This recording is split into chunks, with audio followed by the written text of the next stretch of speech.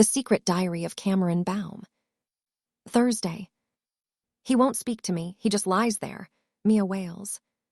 Snowy does indeed just lie on the floor of her bedroom, eyes closed. The only indication he is still alive, the gentle rise and fall of his chest as he breathes. "What's the matter, fella?" John asks, kneeling down and stroking Snowy's fur. "Can you tell me what's wrong?" Snowy can't. He can barely open his eyes. He's sick. He is gonna get better," Mia demands tearfully. "I don't know, but I know someone who might." The vet's surgery is a single-story white building situated just off the turnpike. I cradle Snowy in my arms while John drives the Suburban. Mia is at home. It is thought she might become hysterical if the prognosis is bad. The waiting room is full of sick pets and their anxious owners. There are several dogs present. Snowy makes no attempt to bark a greeting or sniff their posteriors. He must really be sick since he usually loves nothing more than sniffing butt. The vet is a young man in a white lab coat. He gently manipulates Snowy's limbs and probes his abdomen. No broken bones and no nasty swellings. That's good.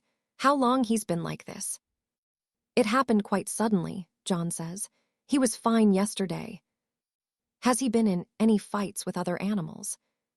I don't think so. Anyone in your area spraying pesticides? I'm pretty sure they aren't. He leans down and sniffs Snowy's fur. Has he been in a swimming pool?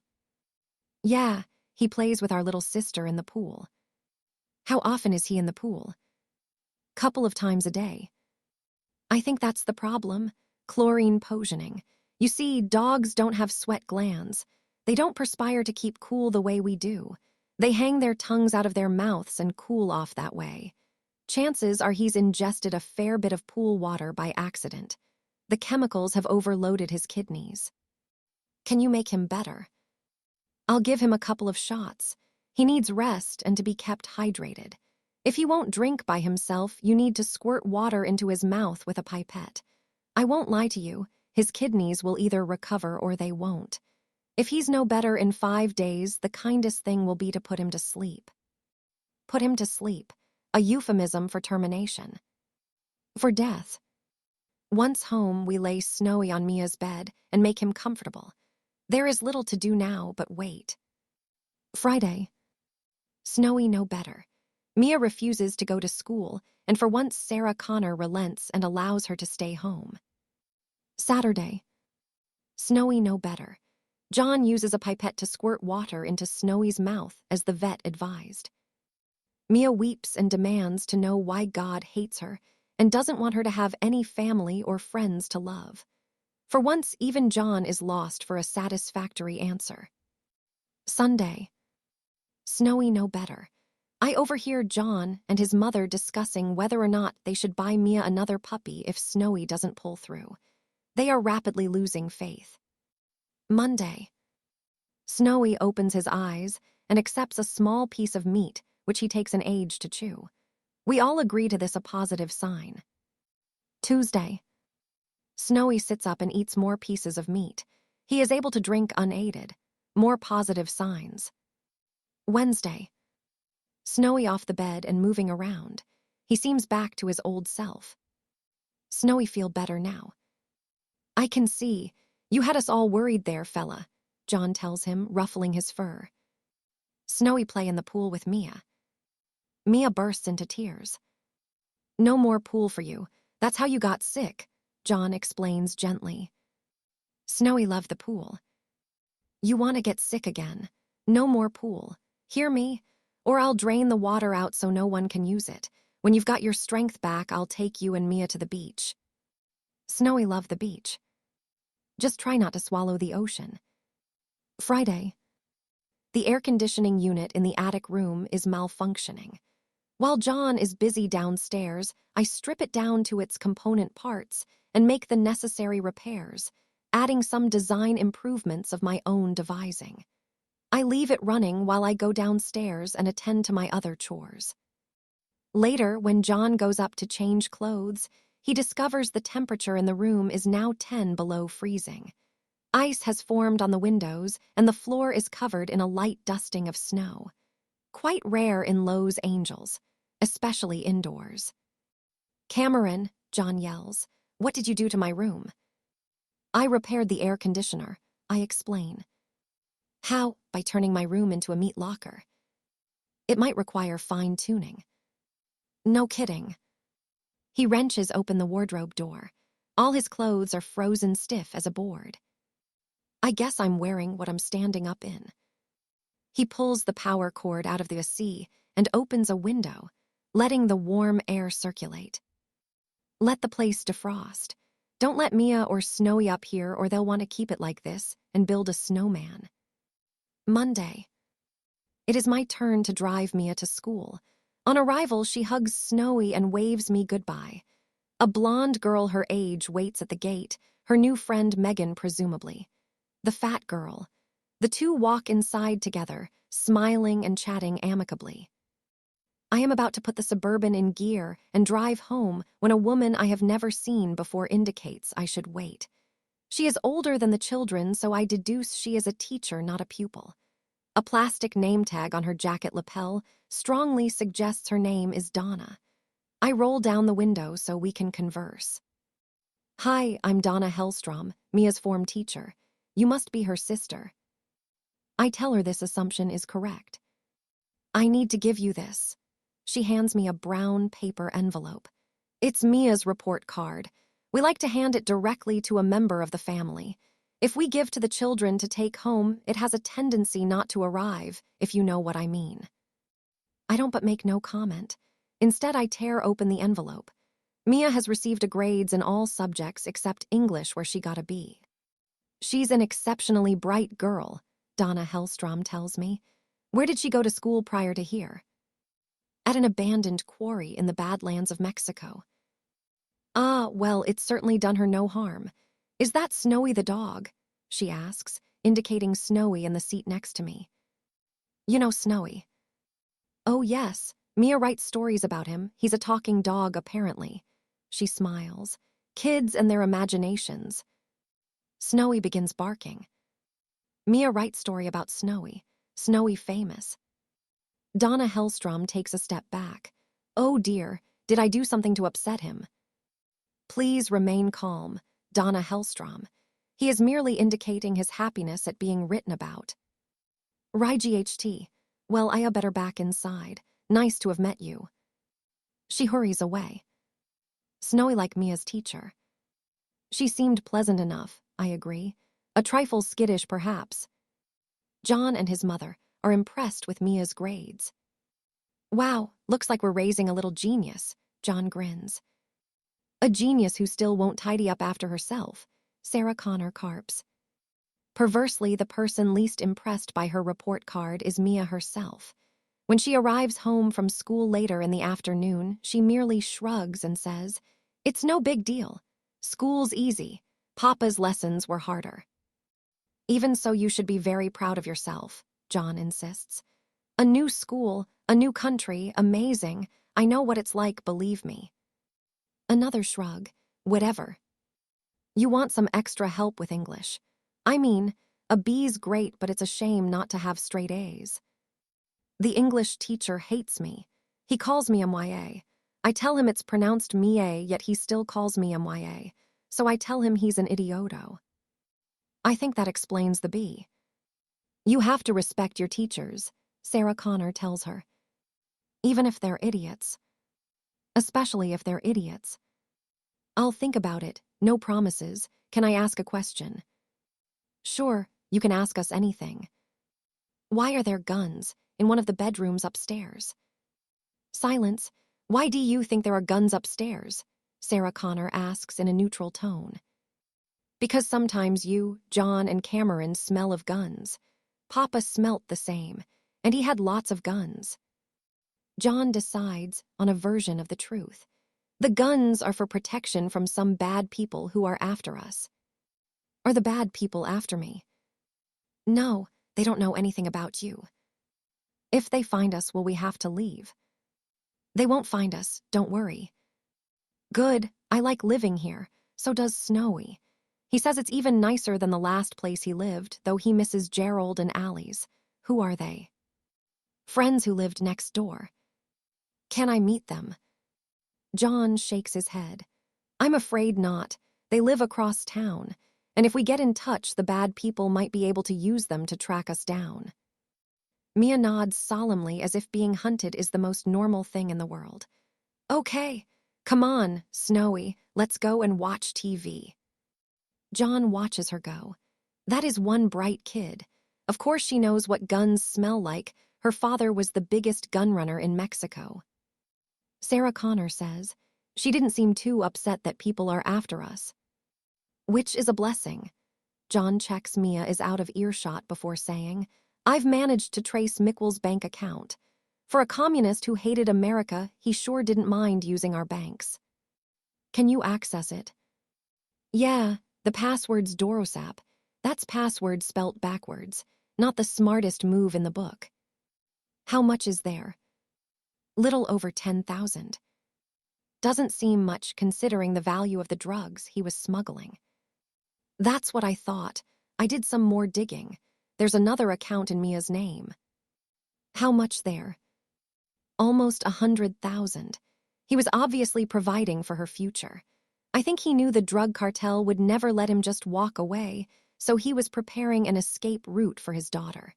It probably explains why he sought out Andre Cordoba to forge documents. Until we arrived and ruined it all. Mom, what happened wasn't our fault. I wish I could believe that. What should I do with the money? Sarah Connor thinks for a moment. Move the 10 to our account. We might as well get some use out of it. And the 100. Open another account in Mia's new name. Maybe one day it'll put her through college. Okay, oh, one other thing. I found a photograph of Mickel's wife. Do you want to see? Sarah Connor hesitates, then says, Show me. She stares at the photo for a long moment. She was beautiful. Yeah, if Mia grows up looking like that in a few years, we'll be beating the boys off with a stick. Don't worry, I assure him. I will beat off the boys for you. You will, huh? John grins. Yes, I will beat off the boys. John and his mother exchange smiles. I get the sense I have accidentally said something amusing. How, I don't know. What is funny about me beating off boys? Saturday. Mia has built a robot, out of Lego bricks. His name's Ricardo, she announces proudly. Ricardo the robot. My name is Ricardo. How may I serve you? She says in a tinny-sounding voice. Do we talk like that? I think not. Ricardo's arms fall off. That keeps happening. Stupid Lego. She conducts hasty repairs. My friend Megan says one day, every house will have a robot. They'll do all the chores and obey our every command so we can just lie around and watch TV all day. Suppose they don't want to obey you. They gotta. We don't gotta. Wait. Oops. I mean, they don't gotta. Robots can't think for themselves, silly. They just obey orders. There, he's all better, hello. I am a robot. How may I? Ricardo's legs fall off. Stupid robot. Mia flings the robot at the wall in frustration. He shatters into its component bricks. Ricardo lacks even a rudimentary self-repair system, so merely languishes on the floor in small pieces. I share his humiliation. Sunday. While the human and canine occupants of the house sleep, I retrieve the scattered remnants of Ricardo the robot and take him down to the basement. Here I repair him, adding some significant upgrades to Mia's crude handiwork. I use a plastic bonding agent to ensure the Lego bricks will no longer suffer catastrophic failure. I add circuitry and small servo motors at the major joints to give him some mobility. A modified CPU from a cell phone grants him sentience via some primitive reprogramming, including a facial recognition program. Power will come from a laptop battery pack I modify to form part of his abdomen. When I am done, I place Ricardo by Mia's bed, so she will find him when she wakes. Wow, you rebuilt Ricardo, Mia exclaims on waking. Snowy sniffs the robot suspiciously. Not merely rebuilt, improved, I inform her. Watch. I switch Ricardo on. He boots up and begins to scan his surroundings. Greetings, stranger, he says to Mia. Please state name for identification purposes. Mia. Greetings, Mia. Are you friend or foe? Friend, silly. Affirmative. Mia indexed as friend, silly. John puts his head round the door. Mom says breakfast is on the table. What's that? Greetings, stranger. Please state name for identification purposes. John says nothing. He seems slightly dumbstruck to be addressed by an 18-inch tall robot made of Lego bricks. Mia answers for him. John. Greetings, John. Are you friend or foe? A friend, I guess. Affirmative. John indexed as friend, I guess. Isn't he cool? Mia smiles. WLL, he do my chores for me. I tell her this is unlikely, since Ricardo lacks fingers to pick things up. Lego bricks have their limitations. Well, he's still cool. Ricardo march up and down. I obey Mia, friend, silly. Sarah Connor appears in the doorway. Aren't you up yet? Breakfast is on the table. Look, Cameron built me a robot. Ricardo swivels round and scans Sarah Cooner. Greetings, stranger. Please state name for identification purposes. When she makes no attempt to reply, Mia says, Sarah. Greetings, Sarah. Are you friend or foe? Sarah Connor regards him with hostile eyes. Foe, she states emphatically before turning around and going back downstairs. Affirmative, Sarah indexed as foe. What's that mean? John asks. He's not gonna attack Mom, is he? No, I assure him. Ricardo lacks offensive capabilities. I thought it prudent to omit them after the Roboraptor unpleasantness. Prudent is right. It nearly tore that girl's head off.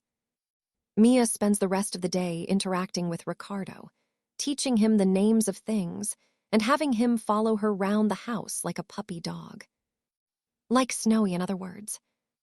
The one person even less enamored of Ricardo than Sarah Connor is Snowy, who sulks at the amount of attention she is lavishing on the tiny robot. During the night, while most of the house sleeps, he picks up Ricardo in his jaws, takes him outside to the yard, and drops him in the pool where the water short circuits his electrics. Monday. How did he get in the pool? Mia asks when Ricardo's whereabouts is discovered. Do you think he wandered off in the dark and accidentally fell in? I don't think this was an accident, John says, retrieving Ricardo from his watery grave. See the tooth marks in the plastic. I think a certain doggy did this. Snowy. Why would Snowy drop Ricardo in the pool? Why don't we ask him?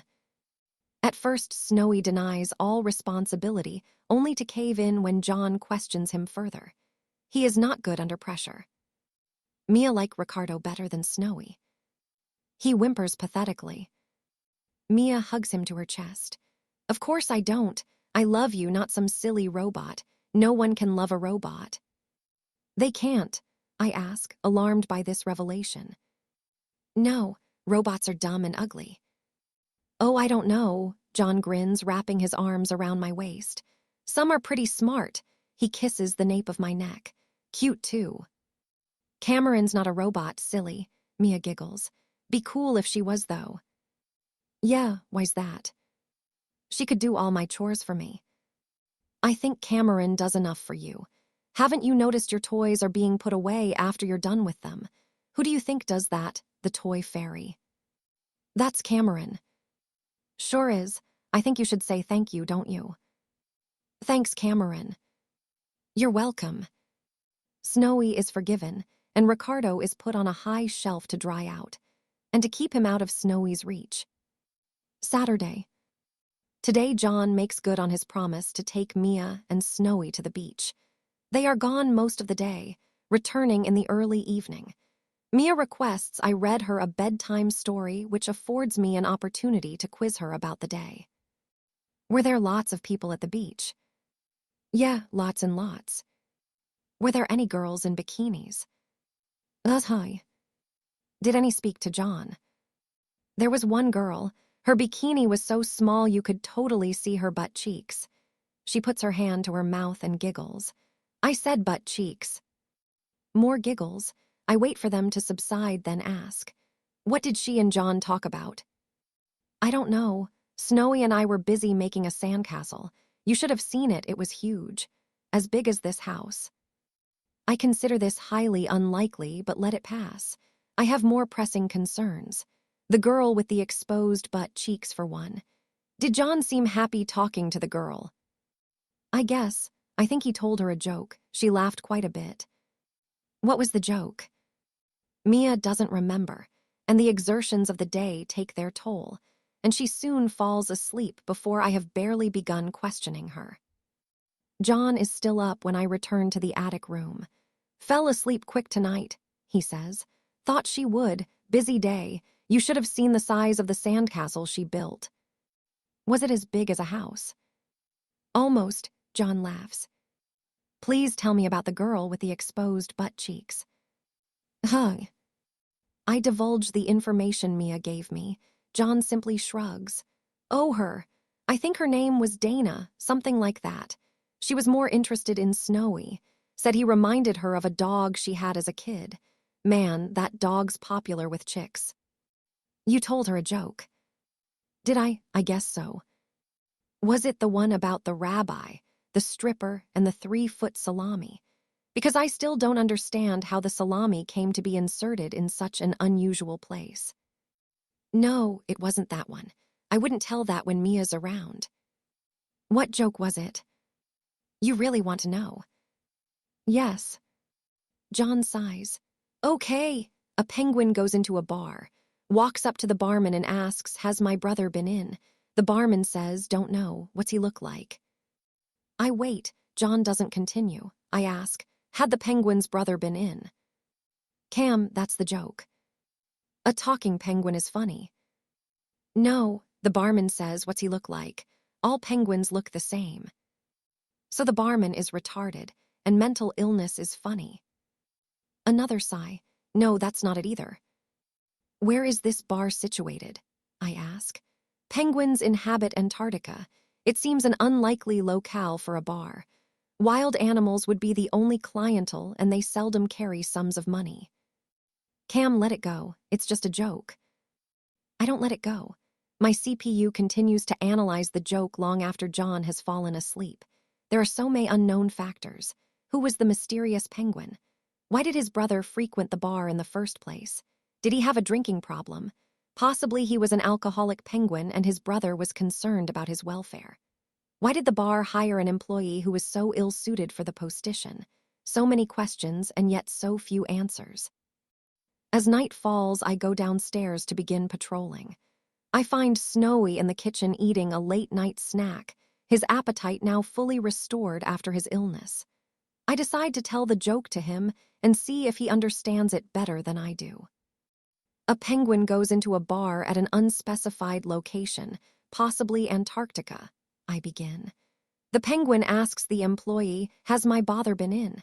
The employee doesn't know because he is mentally challenged. Snowy doesn't laugh or snigger. He stares at me briefly, then resumes eating. It is possible I told the joke incorrectly.